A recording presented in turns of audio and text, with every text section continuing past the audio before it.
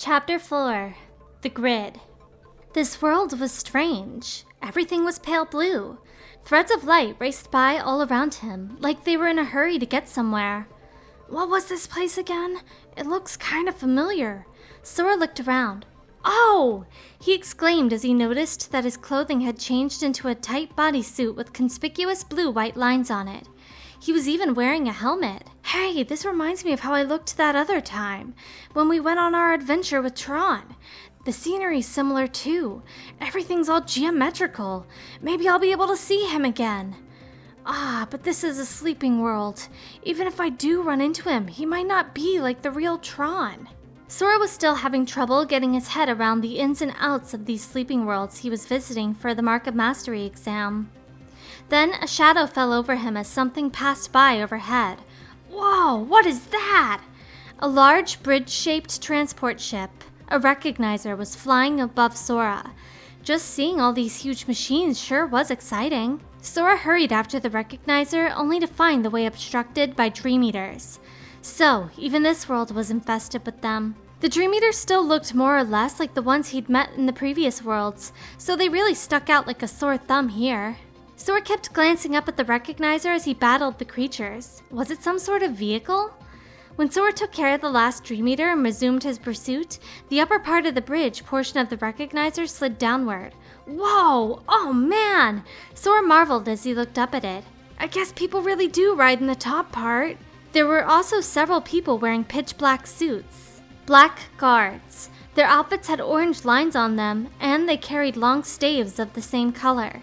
Noticing Sora, the guards approached him warily. Identify. State your handle, program. Their voices were distorted and mechanical. What do handles have to do with this? I don't have any handles, but the name's Sora. The black guards paused for a moment at Sora's response. Verifying handle, Sora, said one of them. Handle not found. Stray program recognized. The guard took Sora by the shoulder. Huh? The other one seized him by his other shoulder. What's a stray program? Are they talking about me? Isolating for quarantine, said the guard impassively. Sora shook off his grasp and jumped back. The guards leveled their orange staves at him. Whoa there! That is so unfriendly! Sora shouted as he edged backward, but his words were having no apparent effect. Just as he realized that the recognizer was hovering directly above him, an orange beam shot down at him. Hey! Sora turned from the black guards and ran for it. Now, instead of Dream Eaters, he was in a struggle against a seemingly endless succession of black guards. With the ability to fly through the air and hurl grenades, they were nothing to sneeze at. And that wasn't even counting the recognizer on his tail. Come on, guys, I'm not a stray program. Talking wasn't getting him anywhere with the black guards, though. Sora arrived in an area with several platforms on different levels, and he fought his way up to the wide roadway on the highest one. Unfortunately, there was an enemy waiting for him there too. Though he looked a lot like the black guards, especially with the orange lines on his body, he just felt different. This new foe removed round discs from his back and brandished them in Sora's direction. Sora had managed to get through the black guards, but running wasn't going to be an option here. He could tell. This new enemy was much more intense than his predecessors, and the battle began. In the shadows, 3 people observed the scene. Tron, he's alive, muttered Kevin, a bearded man dressed in a robe-like coat that obviously didn't mesh with the rest of the style on this world. Next to him was a beautiful woman with short black hair, and another man with his brown hair neatly trimmed. The 2 of them wore suits similar to Sora's. Look at that boy's weapon. It's different, murmured the woman, Cora, as she watched the conflict. But it's something you programmed, right, Dad? Asked the man, Sam. Kevin and Sam were father and son, but Kevin was so focused on the one Sora was fighting that he initially didn't appear to have heard his son's question at all. Dad? Huh? No, Sam. No, I've never seen it, he eventually answered. The trio followed the battle between Sora and his foe. When the man wielding the discs, Tron, suddenly went still. He holstered the discs on his back, leaped over Sora, and ran away. What was that about? Sora wondered. That was weird. Sora was still puzzling over it when he heard a feminine voice from behind him. Hey, that weapon. Can I see it? Huh? Sora spun around at the sudden question to see a woman staring at his keyblade. She was the first person he'd met in this world who actually seemed human. This is just incredible. What a program. The weapon and the wielder. Program? Not me, Sora said back. I'm a person, not a program. But that reminded him where he'd heard about this stuff before. Tron had also talked about programs. In this world, Tron was a security program. Does that mean I'm back? That was when two more people, Kevin and Sam, appeared from the shadows. I'm Sam, the one who just spoke to you is Cora, and this is Kevin. This is called a Keyblade, and I'm Sora. Since they had provided their names, Sora introduced himself as well. And hey, maybe they'd have the answer to his question too. Sora surveyed the area again. So this is like Tron's world, right? You know Tron? Kevin suddenly asked, a little forcefully. He's freaking me out a little. Maybe I shouldn't have mentioned Tron. Yeah, I've met him and stuff. Sora hedged, unsure of how to explain, when Kevin stated, Listen, that program you fought was Tron. What? That was Tron? Sora couldn't possibly imagine the one he had just fought was Tron. Tron had been kind. There was no reason for him to attack out of the blue like that. Tron used to be a good friend. Together we created this place, the grid. It was something, man. But the CLU staged a coup. I was exiled and Tron wound up getting de-rezzed. Or so I thought. CLU made him into a new program called Rinzler. What? That Rinzler guy was like the complete opposite of Tron. I can't let that CLU creep get away with this. Plus, if Tron was in trouble, Sora wanted to help him in any way he could. That's the thing about programs. Mess with the code a little, and their whole nature and memory can change. But that's horrible! Kevin was just explaining it as cold hard fact, and that saddened Sora even more. He didn't know about programs or any of that, but it seemed this place wasn't quite the same as the world where Tron had once lived. That didn't make Sora any less determined to save him.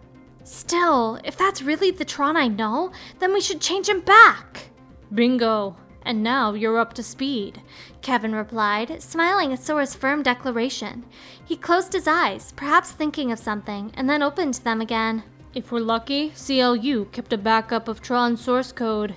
He's a program after all. He'd be methodical like that, the older man said with a chuckle. Sora wasn't sure what was so funny, but he did get the idea that they were going to need this source code to save Tron.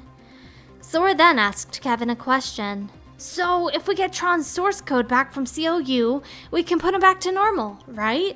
That's the idea, Kevin nodded. Great, thanks, mister. With that, Sora turned on his heel. Where are you going? Kevin asked. I'm going after CLU, Sora replied. Where else? Do you know where he is? Nope, no idea. At the second question, Sora realized that maybe he didn't know where he was going after all and turned back around. Cora laughed. What a strange user, she said. You're nothing like Flynn or Sam. Come on, Sora. I'll show you the way. She gave Sora an encouraging pat on the shoulder. Cora, we need to keep moving, Kevin said to stop her. Yeah, what are you going to do if Rinzler attacks again? Sam added. If we're in a hurry, we have to take care of Rinzler first. Cora replied, then looked intently at Sora's face. The two of us can handle him, Sora assured them, and Kevin finally smiled. All right, do what you can. Maybe you and Sora can help Tron. Dad, no! Sam still had his doubts, though. Relax, Sam. Kevin admonished him. Sora is someone I have a feeling we can trust. Now, you and me need to press on. Okay. Reluctantly, Sam acquiesced. Sora smiled up at Kevin, happy to see how much faith the older man placed in him. Cora, be careful. You too. As Sam and Cora reminded each other to stay safe, Sora wondered. It's pretty obvious that Kevin and Sam are father and son, but where does she fit in? With that, Sam and Kevin left on their own mission. All right, it's you and me. You ready, Sora? Yeah, let's do this, Cora. She and Sora shared a smile, but there was something mysterious about her expression. Sora couldn't put his finger on what exactly it was. Unlike the other two, she just seemed special. CLU should be at the helm of his battleship, the Rectifier. We can get there with the solar sailor from the underground docks. Together, Sora and Korra set out for the battleship. Right around the same time, CLU was in the command vessel of the Rectifier, inspecting an image projected from the disc in his hands. Beside him stood Rinzler. The projection depicted Sora fighting with his Keyblade. "What's this?" "A Keyblade," CLU said softly, then tossed the disc back to Rinzler. The program caught the disc and attached it to his back. "And it can open any lock." CLU gazed out at the world unfolding overhead from the window. The grid. His face was the spitting image of Kevin's. Sam and Korra snuck through the linked carriages of the Solar Sailor to the enormous battleship, and from there they hopped onto the throne ship, CLU's command vessel.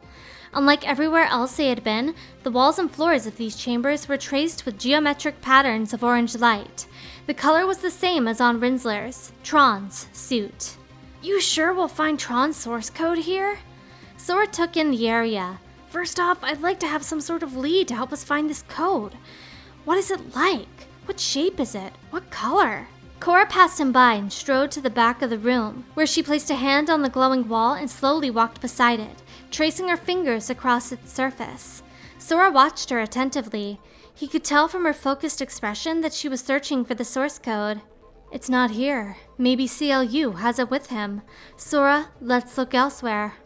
"All right," Sora replied, but Korra stepped in front of him and turned her full attention to the door. Sora was on guard too, but his senses weren't picking up anything, until the door opened to reveal Rinzler. Korra immediately took the disc from her back and stood ready to fight him, but Sora caught hold of her hand. "Wait, Korra! Let me talk to Rinzler. A little heart-to-heart might jog his memory."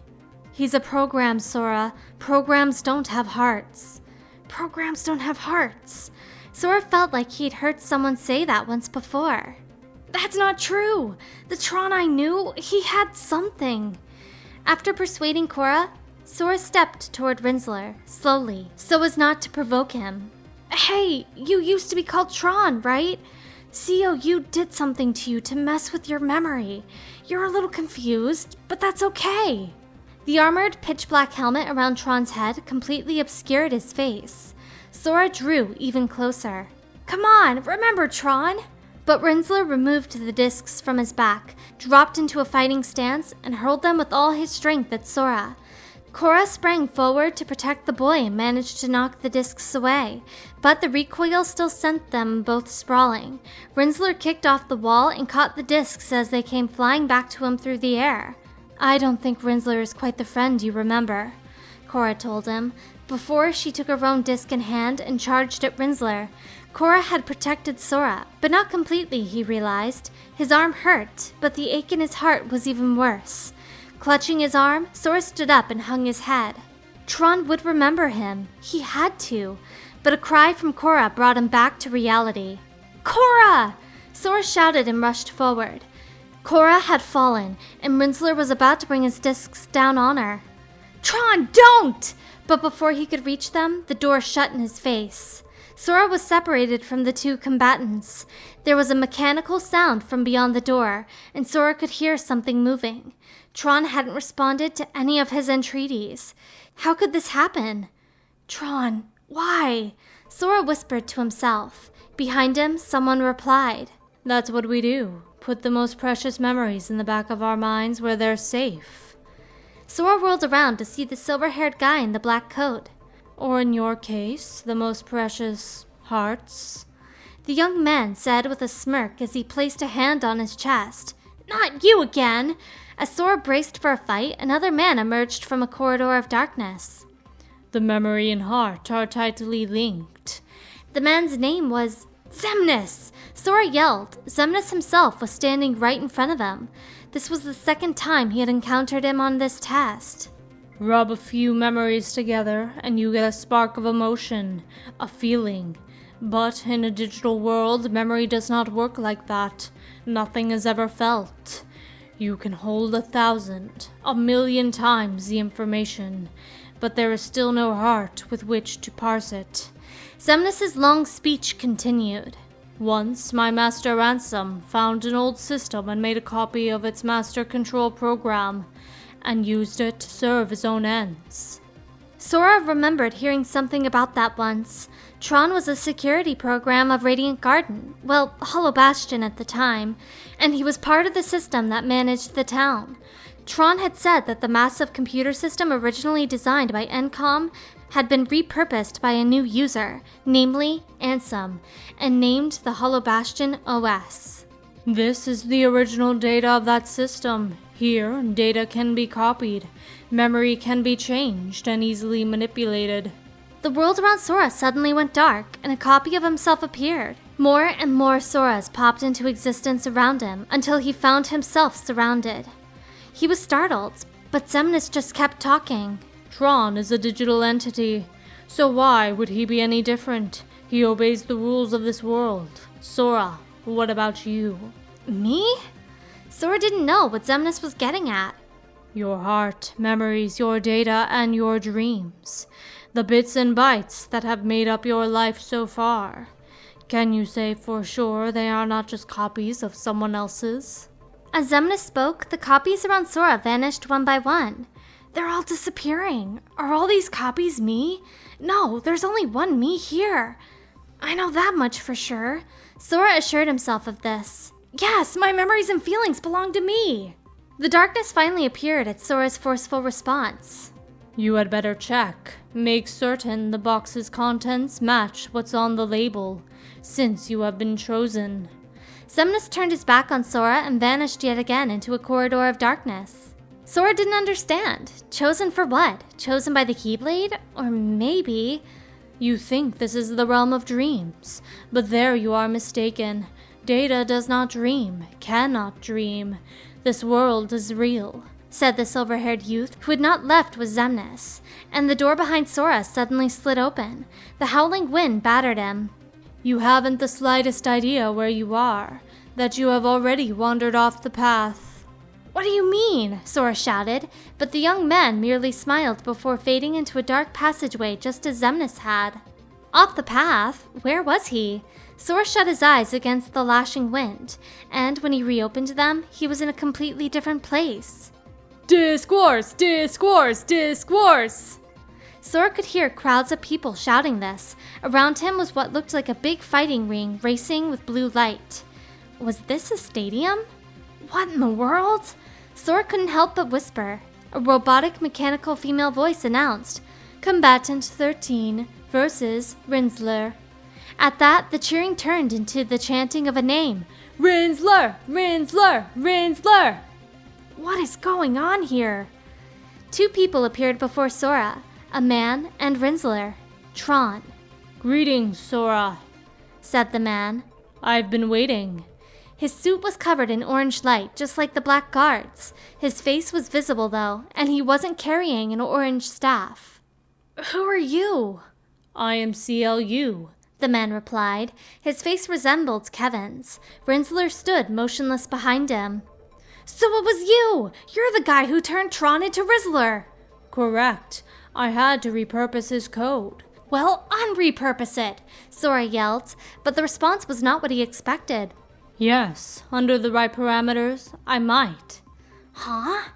You have a little item called the Keyblade. It can open any lock, isn't that right? Hand it over, and I'll change Rinzler back into Tron, said CLU, an unnerving smile rising to his lips. Rinzler slowly advanced towards Sora. The Keyblade? I can't. Sora summoned the weapon in question and gripped it tightly.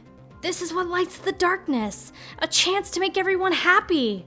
CLU snorted derisively. Ha! Flawed reasoning. I'll have to take it by force.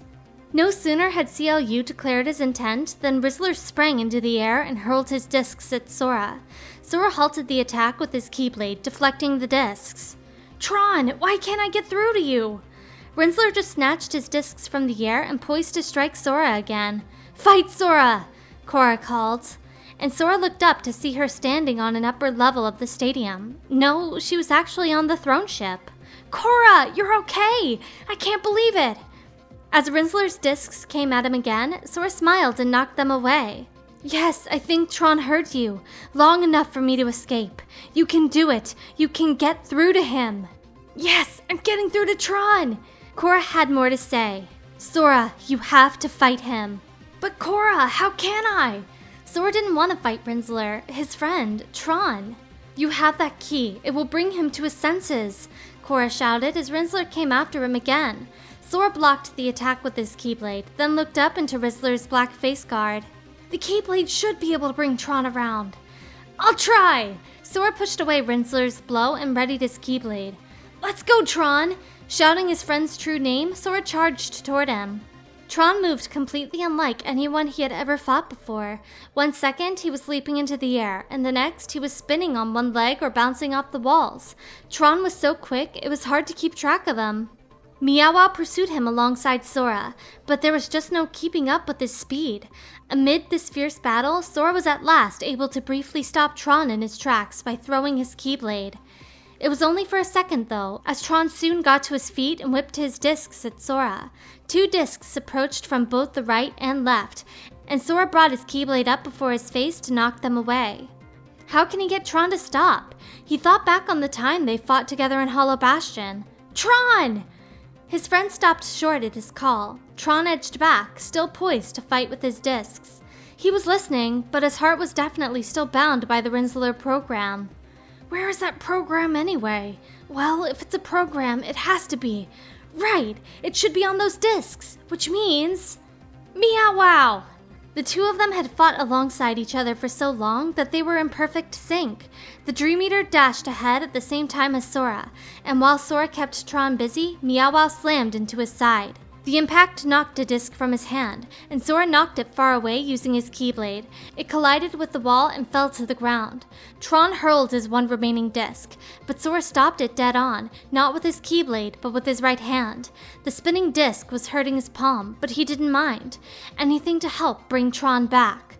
Sora held the disc until it stopped spinning, and it fell to the floor. Tron lunged for him, but Sora held out his Keyblade toward Tron's chest.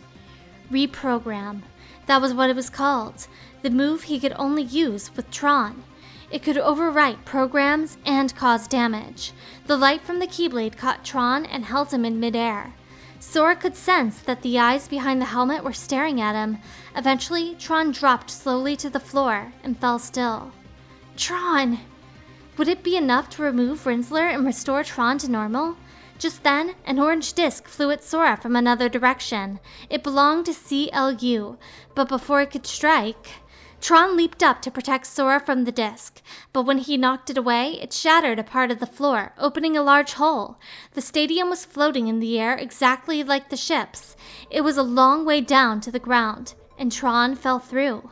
Sora desperately reached out to him. Tron! His friend responded to his call and reached back, but it was too far. Tron plummeted from the stadium. I'll deal with you later. I have to retrieve Rinzler. CLU grumbled before boarding his throne ship and departing the stadium.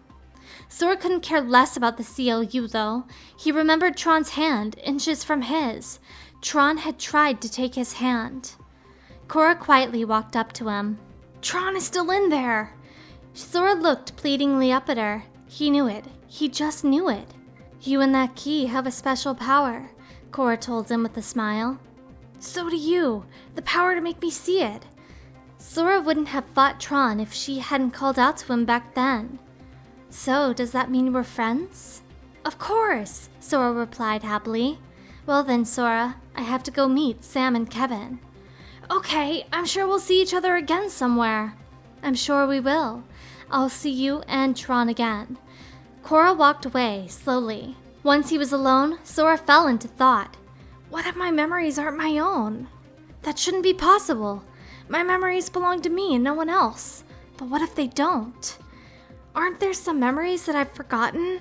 I was asleep for a whole year, and I know I lost some of my memories along the way.